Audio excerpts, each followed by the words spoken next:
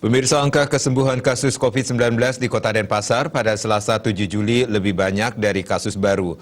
Tercatat jumlah kesembuhan pasien sebanyak 26 orang, sedangkan penambahan kasus positif COVID-19 tercatat 21 orang.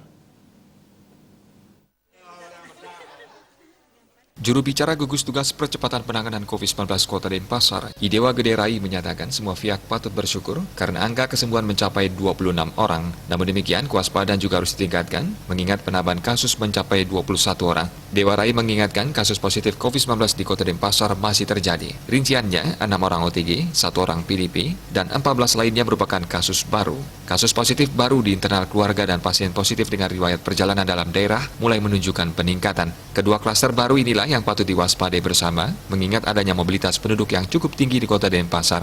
Secara kumulatif, kasus COVID-19 di Kota Denpasar sebanyak 736 orang. Rinciannya adalah 297 orang sembuh, 12 orang meninggal dunia, dan 427 orang masih dalam perawatan. Sementara keberadaan orang tanpa gejala OTG hasil tracing namun dinyatakan sehat setelah isolasi mandiri 601, sehingga tersisa 1.504 OTG. Orang dalam pemantauan ODP secara akumulatif tercatat 335 kasus, namun sudah menjalani isolasi mandiri dan dinyatakan sehat sebanyak 277, sehingga masih tersisa 58 ODP. Pasien dalam pengawasan PDP secara akumulatif sebanyak 133 kasus, namun 48 orang sudah dinyatakan negatif setelah menjalani swab test, sehingga tersisa 85 yang berstatus PDP.